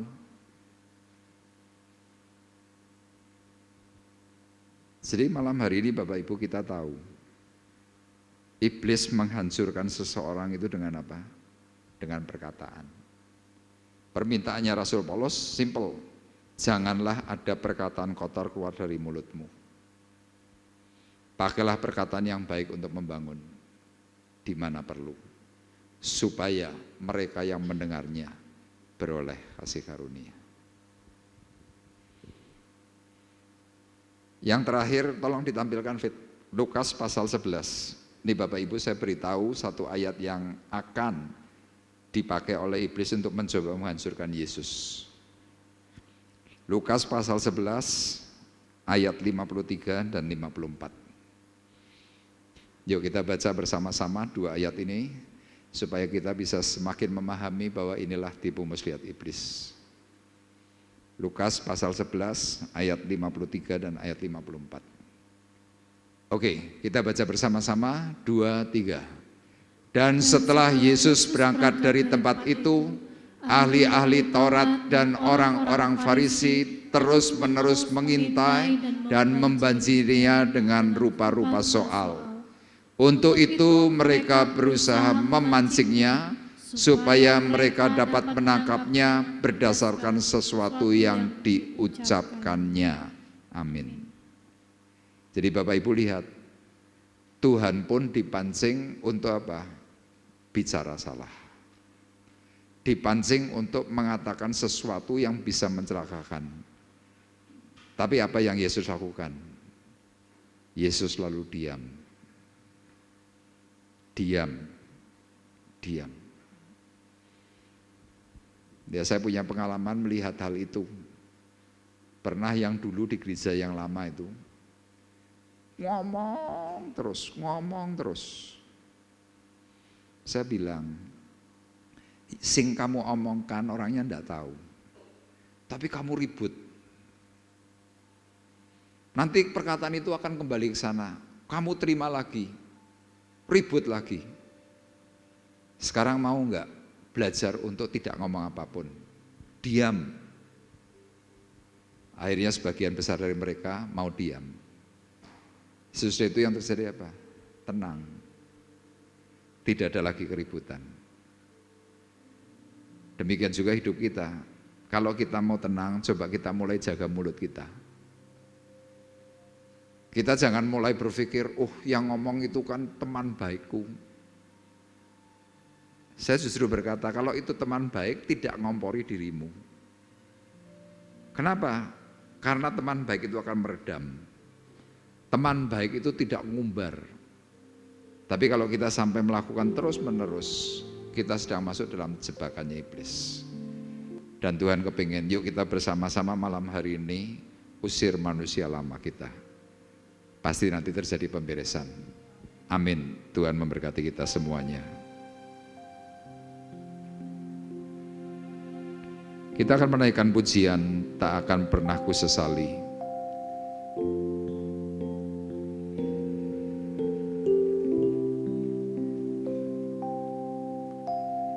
Tak akan pernah ku sesali mengiring Yesus sepanjang hidupku. Lewati lembah air mata, ku saksikan kemuliaan-Mu dinyatakan. Berapapun harga yang harus ku bayar, ku kan tetap setia.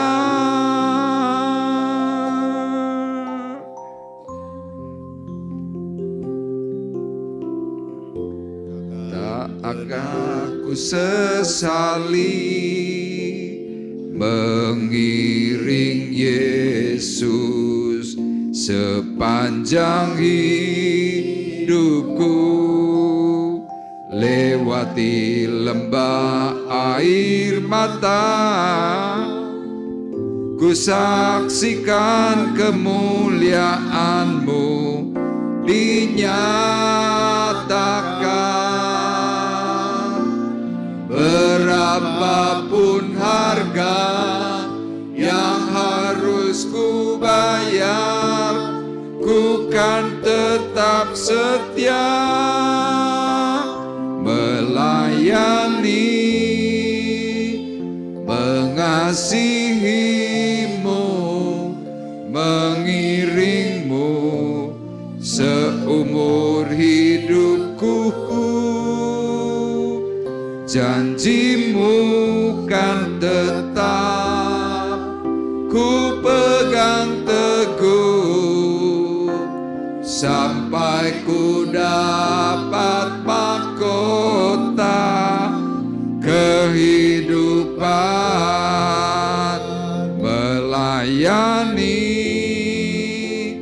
mengasihi-Mu, mengiring-Mu seumur hidupku.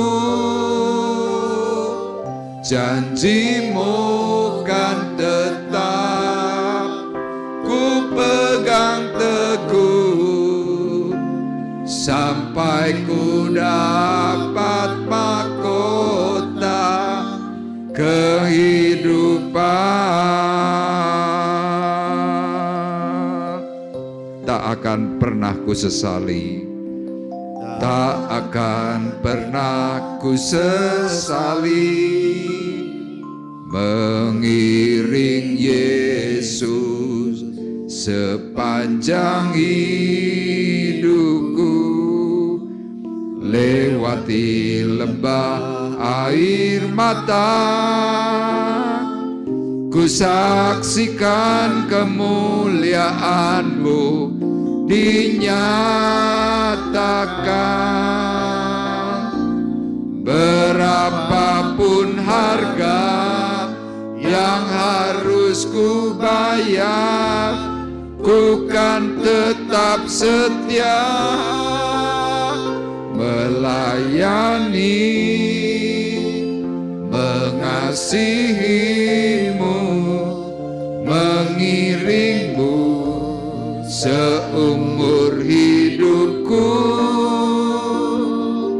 Janji-Mu kan tetap ku pegang teguh sampai ku dapat mahkota kehidupan.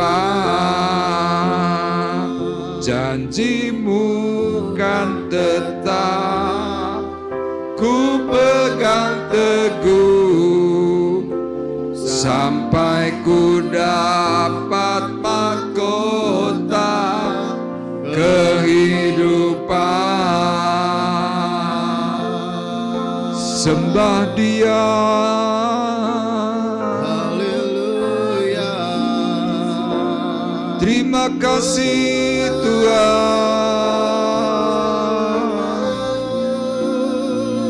Shiramayala Nayalabo,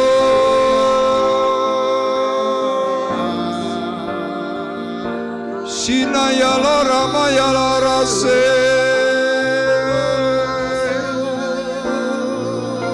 terima kasih.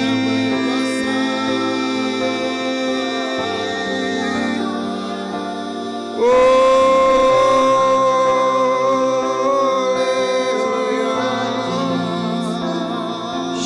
Shikaramayalana yalamu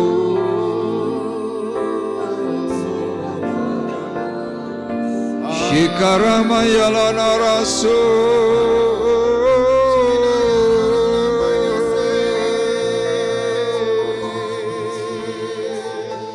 Shikaramayalana ramu. Terima kasih Tuhan,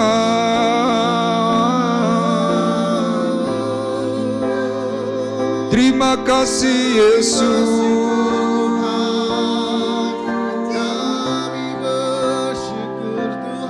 Kirana yalaramu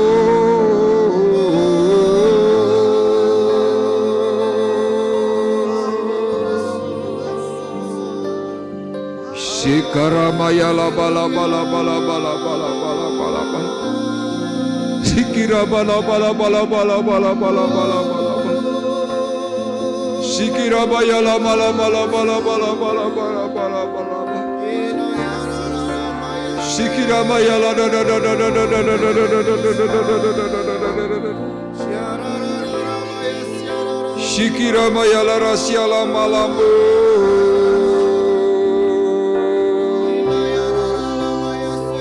Shikira bayala naramu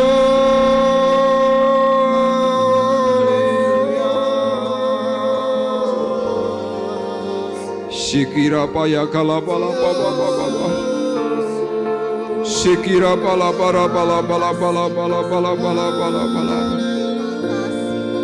Shikira paya la bala bala bala bala bala bala bala bala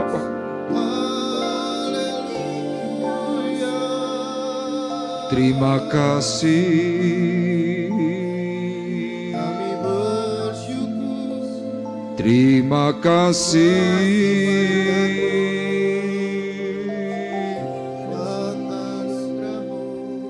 Haleluya.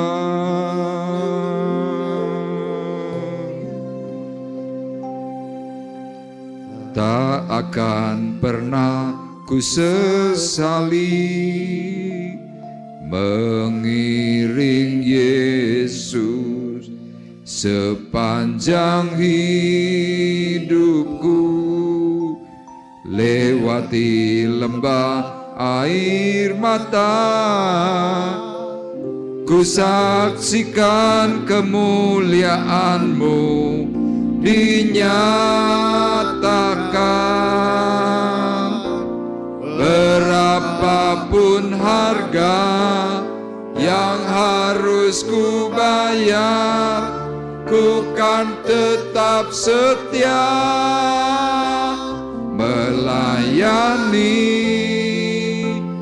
mengasihi-Mu, mengiring-Mu seumur hidupku.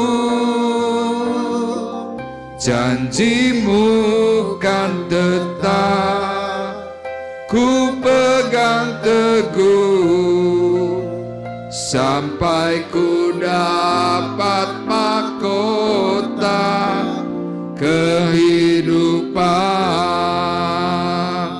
Janji-Mu kan tetap ku pegang teguh sampai ku dapat mahkota kehidupan.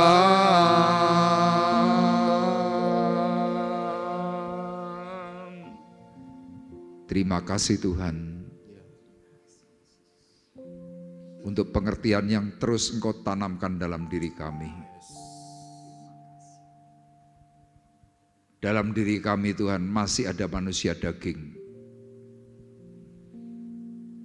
tetapi manusia roh itu terus bekerja atas kami.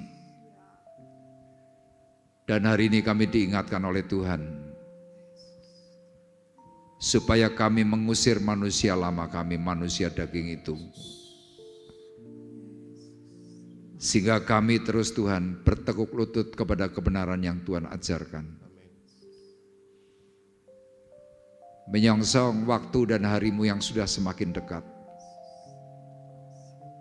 kami terus diajar oleh Tuhan untuk berlaku benar. berlaku sesuai dengan apa yang Tuhan inginkan dalam diri kami. Kami tidak lagi Tuhan memberi kesempatan kepada iblis untuk mengambil bagian dalam diri kami, dalam hidup kami. Kami hari ini mau belajar bersama-sama membereskan hati dan pikiran kami. Bahkan trauma-trauma hidup masa lalu yang pernah mengikat diri kami. Malam hari ini kami tolak, kami patahkan dalam nama Yesus. Darah Yesus yang mengkuduskan kami semuanya. Setiap kekecewaan, setiap kepahitan, setiap kebencian yang pernah mengikat kami tolakkan, kami patahkan dalam nama Yesus. Kami tidak lagi memberikan kesempatan kepada iblis, kepada setan untuk menancapkan paku itu kepada diri kami. Kami tolakkan itu semuanya. Kami tidak lagi mau berkompromi. Kami hari ini mau benar di hadapan Tuhan. Dan secara khusus Tuhan, kami hari ini mau berkata-kata sesuai dengan apa yang Tuhan maksudkan, yaitu perkataan yang baik untuk membangun, supaya mereka yang mendengar beroleh kasih karunia. Dan pada akhirnya Tuhan, banyak orang yang diselamatkan melalui kami, banyak orang yang ditolong melalui kami semuanya. Oleh karena itu Tuhan, berkati urapi kami semua yang hadir pada malam hari ini dengan berkat sepenuh yang dari surga. Hamba-Mu berdoa Tuhan, yang sakit disembuhkan, yang mengalami kekurangan Tuhan beri berkat kasih dan kelimpahan. Dan juga Tuhan, hamba-Mu berdoa untuk setiap usaha pekerjaan yang Tuhan sudah percayakan kepada kami semuanya. Tuhan beri kelancaran, Tuhan beri anugerah yang limpah, sehingga saat kami bekerja kami tetap mengingat akan kemuliaan Tuhan. Hamba-Mu juga berdoa Tuhan untuk anak-anak kami yang mulai bersekolah. Tuhan berkati mereka dengan kemampuan dari surga. Berkati mereka dalam mata pelajaran. Berkati para guru, para pembimbing. Dan secara khusus Tuhan berkati para orang tua. Sehingga para orang tua mampu Tuhan menyediakan keuangan yang terbaik untuk menopang kehidupan anak-anak mereka yang bersekolah sampai pada selesainya. Dan kami percaya Tuhan, anugerah-Mu yang bekerja melimpah menolong kami semua. Dalam bidang usaha pekerjaan Tuhan, kami berdoa untuk musim tembakau yang sebentar Tuhan akan dinikmati oleh para petani, oleh masyarakat Kota Temanggung. Tuhan, Engkau yang menumbuhkan, petani yang menanam, tetapi Engkau yang mempertumbuhkannya dan yang memberikan keberhasilan. Oleh karena itu Tuhan, berkati para petani, berkati orang-orang di Kota Temanggung ini dengan berkat yang dari surga, sehingga tahun ini Tuhan boleh menjadi tahun kelimpahan, menjadi tahun yang baik, tahun yang memberkati Kota Temanggung dan para pedagangnya. Terima kasih. Kami bersyukur Tuhan untuk malam hari ini. Dan malam hari ini kami juga berdoa untuk keberadaan gereja-Mu, supaya Tuhan yang menolong, memimpin, memberikan anugerah jiwa-jiwa, mengirimkan jiwa-jiwa yang baru untuk kami kelola. Dan kami percaya Tuhan, Engkau yang akan menolong itu semuanya, dan gereja ini boleh menjadi gereja yang memberikan percontohan bagi semua orang. Banyak jiwa dan banyak orang yang diselamatkan, dan nama Tuhan saja yang juga akan dipermuliakan. Terima kasih Bapa di surga. Sebentar kami akan berpisah. Kami menyerahkan Tuhan perpisahan kami ini dalam tangan kasih-Mu. Pertemukan kami kembali esok pada hari Sabtu dan juga Minggu ibadah raya. Engkau menolong kami semuanya. Untuk kami bersama-sama Tuhan sabat di hadapan Tuhan. Untuk mengalami berkat-berkat yang ilahi. Terima kasih Tuhan, dan tiba saatnya. Sekarang kami hendak berpisah dan kami mengangkat hati kami, mengangkat tangan kami di hadapan Tuhan. Sidang jemaat Tuhan terkasih, marilah kita bersama-sama pulang dengan membawa berkat, membawa damai, membawa kasih karunia Tuhan Yesus Kristus di dalam persekutuan Allah Roh Kudus, Tuhan memberkati kita semuanya, mulai dari malam hari ini sampai Maranatha datang yang kedua kali. Di dalam berkat nama Tuhan Yesus Kristus, kami berdoa dan mengucapkan syukur kami. Kita semua yang diberkati oleh Tuhan bersama-sama berkata, amin. Selamat pulang, Tuhan memberkati kita semuanya.